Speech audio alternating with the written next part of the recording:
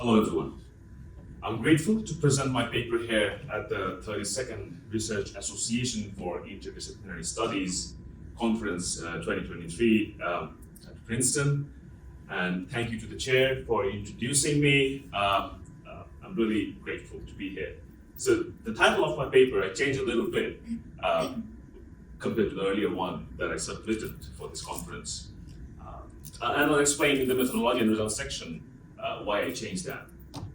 So the title is now Pop Culture versus Visual Art, redefined from the lens of censorship in Bangladesh. So what is significant to note, even within the title, that establishes the claim, it's not art and culture, rather versus. So that's the conflict that we'll share insights and discuss today. This current study, let me guide you through the background of this research. So rigid legal restrictions have made it more difficult to exercise the right to express dissent through arts, particularly since the Bangladeshi government passed Digital Security Act 2018, also known as DSA, and also we have been discussing since the first few presentations about the digital security and the privacy and all that. So this is a different interpretation and another aspect of this controlling nature of government in the whole digital sphere. This current study uses deductive approach. At first I thought I would go in an inductive way, but then I had to change it and I'll explain later. So it's both qualitative and quantitative to investigate existing theories that defines popular culture, as well as the trends we see in censorship, in incarceration and custodial tortures of artists, as well as the government's prohibition efforts since 2018 in Bangladesh. Just giving an overview that I am born and raised in Bangladesh, and I have been working in the United States for the last 2 years, since 2021. So this paper only talks about the Bangladeshi censorship approach, particularly through Digital Security Act, and we'll also share insights about how other sections in the Constitution, if there is any restriction to suppress or, let's say, to control freedom of expression, particularly through the medium of arts. So let's move on to understand this paper's approach. The niche of this paper is under such circumstances. So has arts function deteriorated beyond its former significance, whether as a source of entertainment or education? Has it taken a more subversive tone now, adding another layer to the complexities of the present postmodern interpretation or definition of popular culture, which varies from country to country, definitely, the way popular culture can be defined. We'll also share insights in the end, if I get time, the existing theories and models that define popular culture from various interpretations. About the history of Bangladesh, if I'm assuming all the audience might not be aware of the complete history of it, so just giving an overview, it has a bloodbath history, the way the country was born, the influence of various revolts, that includes 1947 partition, that includes the language movement 1952, that includes 1971 when the country was born. So it's a newly born in a way.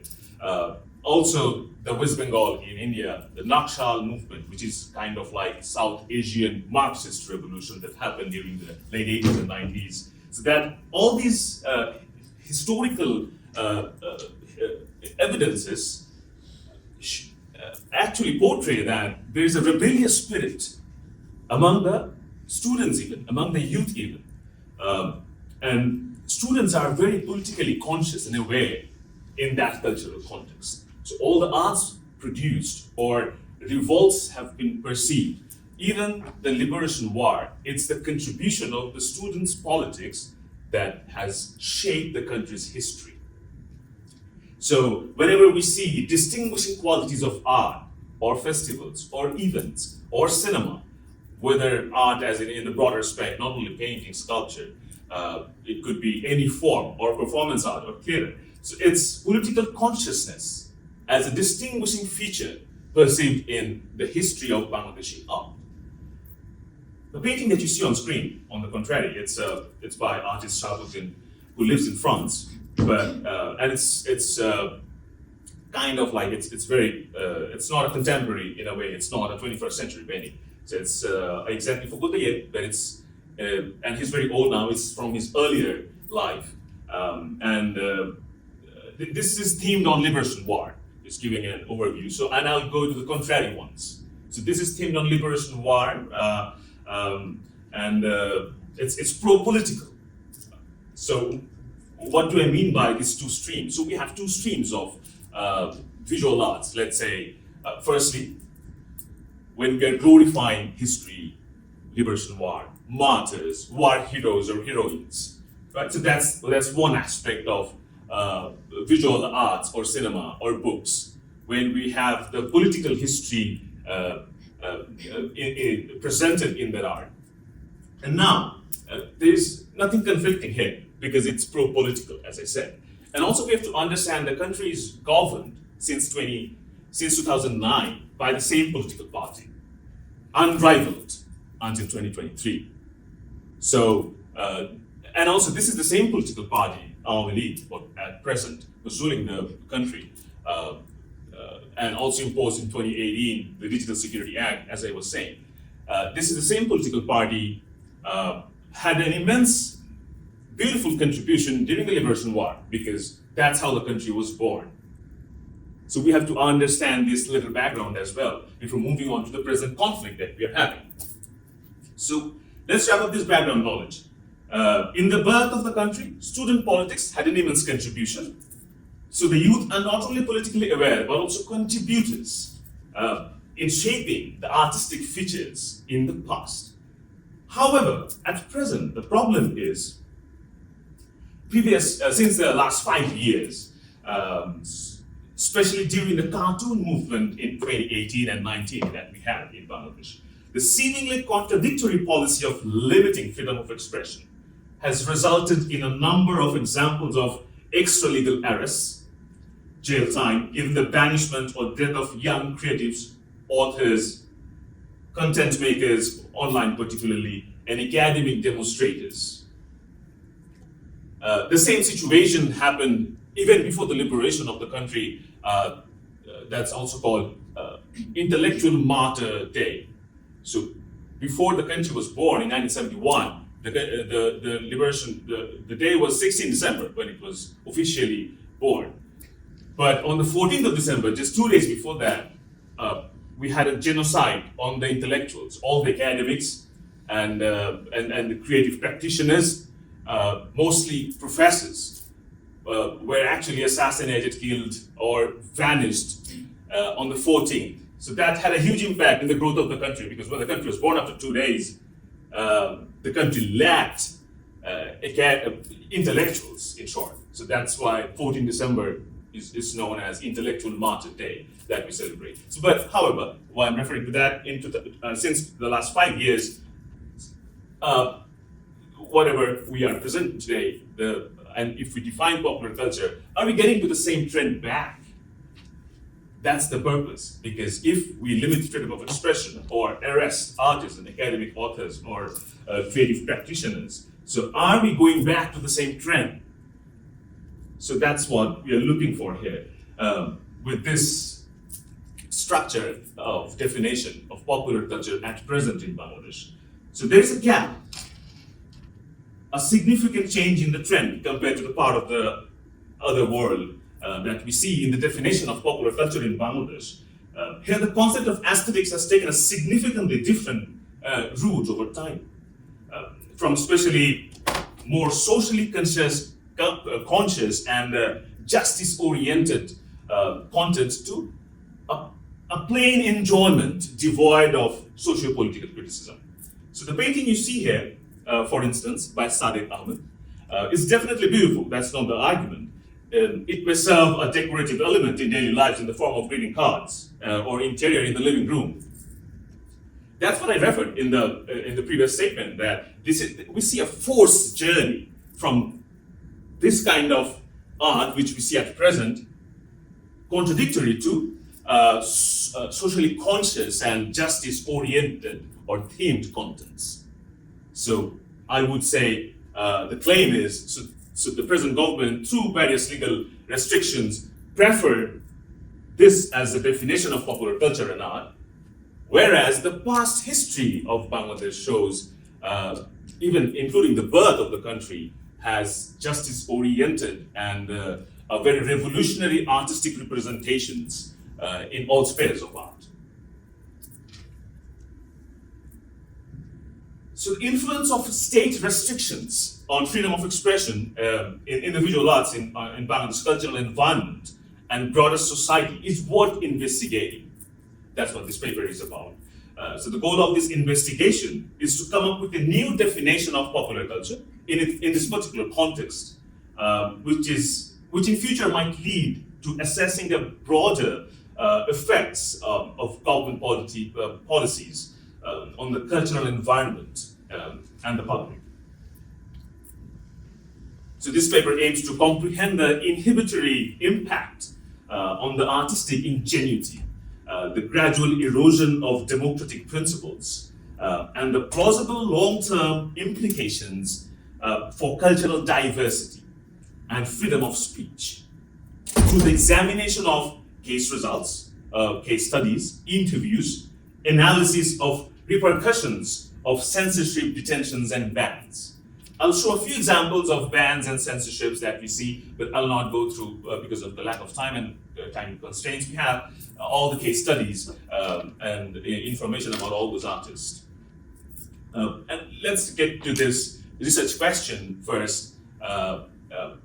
We see art, on the contrary, we do not see art and culture, rather we see art versus cultures. That's the question we are trying to find out. The conflict between such artistic features and traditional ideologies that seek to limit free expression, such as religious, cultural, and fascist ideas, is the central concern of this paper. This is, I'll explain this art. Bangladesh has experienced a significant increase in state interference and regulation of the press and developing media platforms, particularly since 2016 until now. The government enacted a series of measures that included restricting access to online platforms such as YouTube, Facebook, shutting down websites, detaining people who had posted content on social media that perhaps goes against the philosophy of the present ruling government.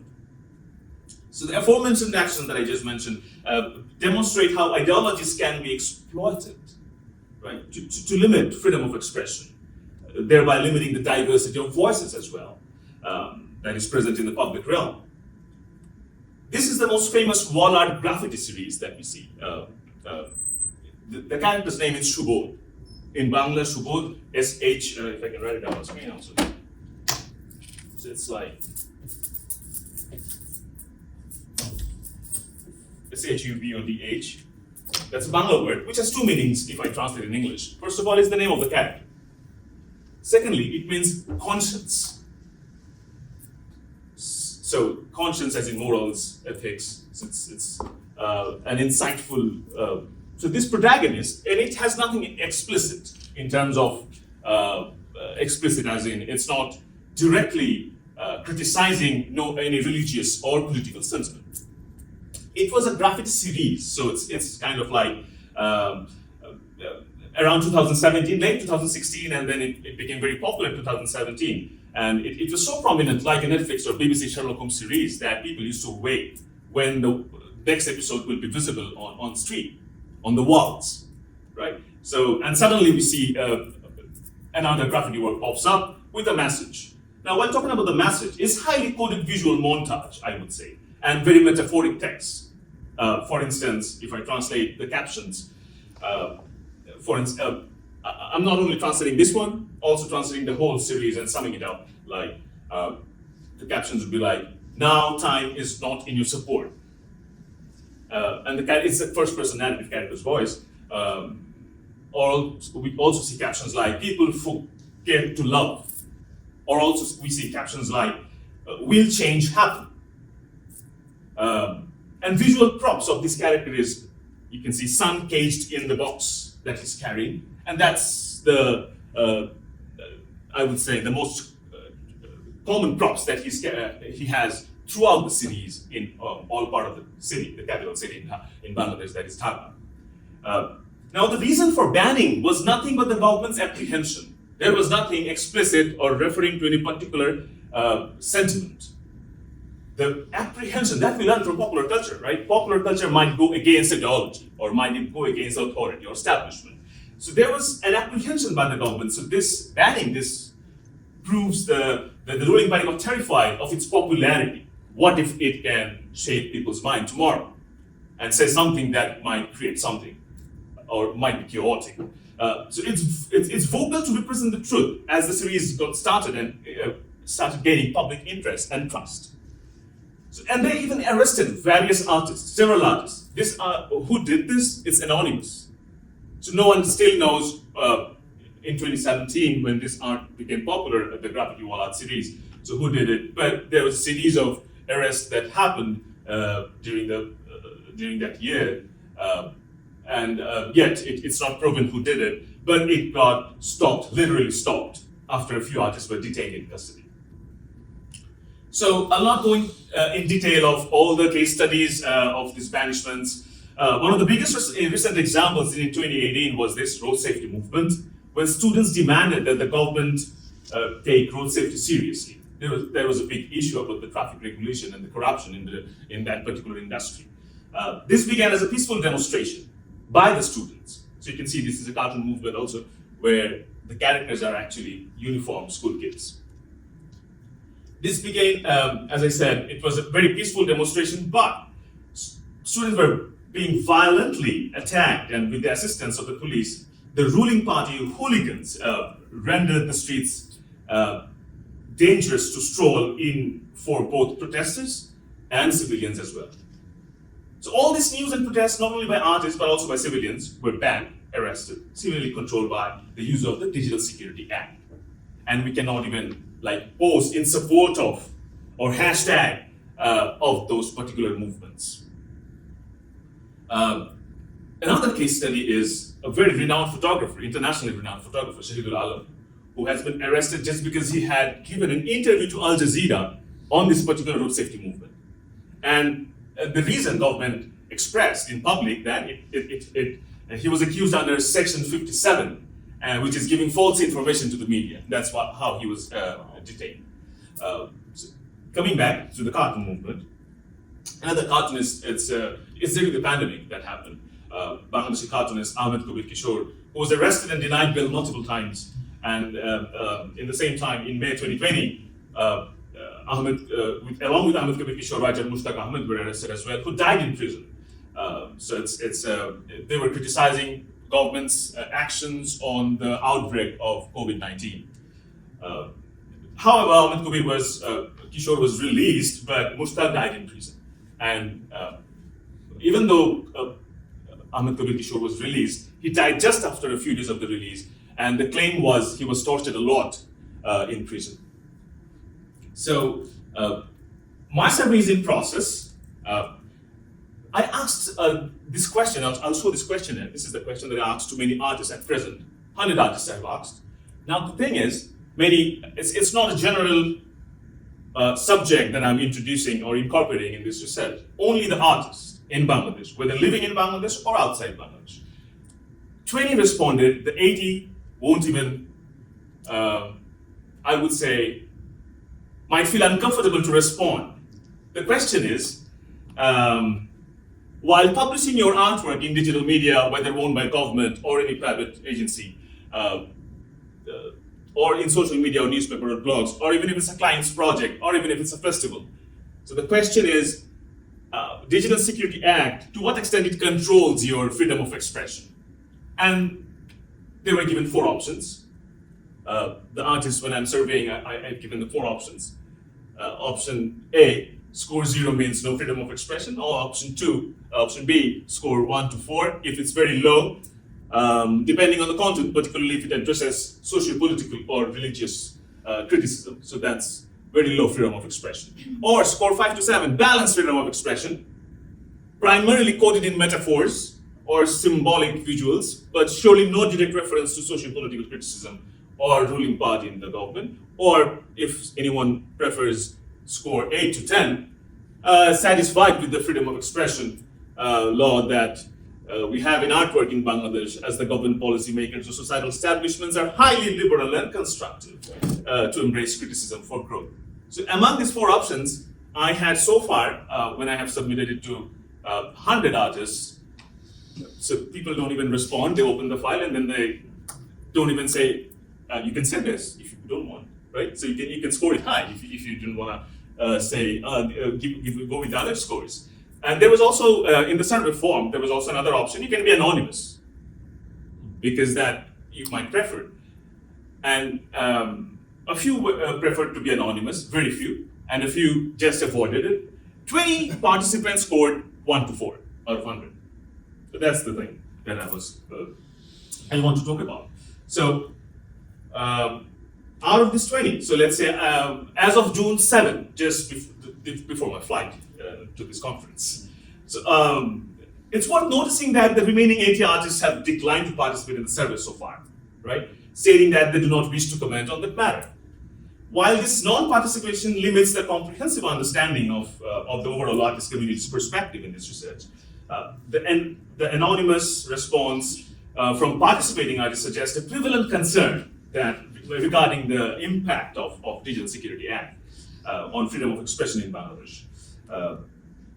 So as a counterclaim, even if the government or the ruling party says limiting freedom of expression is necessary to maintain communal cohesion and protect cultural and religious convictions, nonetheless, my rebuttal would be this point of view overlooks popular culture's immense potential for transformation, as well as its ability to foster critical thinking, encourage conversation, right, and advance comprehension through across diverse populations. So ideological constraints can function as a barrier to growth and hamper the exploration of diverse identities, limiting the potential social benefits that can be garnered from popular culture. So I would say that recognizing popular culture as a continually evolving and vast area enables us to use its power to combat oppressive narratives, while respecting cultural and religious beliefs, certainly. Facilitating discourse and comprehension via the lens of popular culture allows for a well-rounded methodology that values artistic individuality, societal reform, and exploration of diverse identities. So does popular culture connote mass culture, the culture of the populace or folk culture? Literally, it was supposed to do so. However, the impact of social superstructures and fascist political intellectuals, whether organic or traditional, changed this definition long ago. Whether we delve into the Marxist, Gramscian, Althusserian, or Stuart Hall's approaches to definition and redefinition of popular culture, I will not go in detail all the literature review right now. So just mentioning whether it's high culture, folk culture, low culture, elite culture, bourgeois culture. So the way it has been defined so far. So can we define it from this perspective, what this paper aims at? So this is my conclusion would be from these circumstances and evidences and case studies that this paper presents, popular culture is religious or the government culture. Now I have to give a huge parenthesis within this definition that it has 89.1% Muslim population in Bangladesh. And it's governed by the ruling party who contributed in the liberation war. Therefore, the last 2 elections, it was a one-sided victory. So the definition would stand like this: conformity is celebrated, criticism is restricted, and entertainment without enlightenment is appreciated. And the opium-for-the-mass, quote-unquote, theory, the Marxist theory, to take away the ability to think is implicated. Thereby I rest my case. Thank you so much. Thank you very much, and join me, please, everyone, for thanking for a really enlightening presentation. In the interest of time, because I know you have a lunch waiting for you, I invite the discussion over lunch, and Yes, so I would call session number 2 closed, and very much look forward to continuing after lunch, and all the best, and please continue the discussion, especially on the last presentation over lunch. Thank you so much. Thank you very much, Julia, Dr. Julia, for sessioning, and thank you very much, Ahmed Tahsin Shams. Yes. I was curious. I know that I will spend just 1 minute more, and then we are running to the lunch, and being back at least 1 and 10 minutes. So before we need to go to the restaurant first, but maybe we do not close the door to 1. But surely the buffet will be closed before 1. This we need to go. But I was concerned during your presentation about what kind of role does the religion, doesn't matter, it's about Islam, Hindu, I don't know, Buddhist and Christianity. What kind of role does the religion have in this censorship? That should be very interesting. So technically responding to this question, in Bangladesh, it's not the religion that plays the role in censorship. Okay. Rather, it's the political parties' ideology that they have that plays the role in censorship. Understand. They are trying to limit criticism. Yes. So even if they have to use religion some way, they will use, but it's not like they always will use it. How do they see the development of the country comparing with the limitation of free speech? Because when you don't have a free speech, you are close to don't have any initiatives. That's a very intellectual response. Now the point is, if I'm a power seeker and hungry, I'll not see that. I cannot vision that. If I'm a power seeker. I'm wondering if someone, let's say you, a young scholar, is running for a political position. Yes. Like the president. Sure. Like prime minister. I'm not familiar with the political. Would he or she have an impact, or let's say, on a younger generation to vote him, say, oh, well, I'm going to offer a speech and just give up on Article 75. Yeah, so I'll refer to this one briefly this way. It's briefly this way that there are 2 things: speech versus actions. That's a different thing. And now we're not talking about speeches. Let's say about actions. So the first Nobel laureate and the only Nobel laureate Bangladesh has is Dr. Muhammad Yunus. On peace he received. And the month after he received it, when he came back to Bangladesh and he announced that he wanted to join politics, and the next day all his activities, business, institutions, everything, whatever he has was seized. And he decided to go back. That's it, because he was in huge. It's a hero. This guy is a hero. I know. Yeah. So that's he stepped back. So that's what I'm saying. So yes, if I even in future, if I think of it, I have to step back. Political sections, monitors, everything. Everything. Thank you very much. Thank you so much.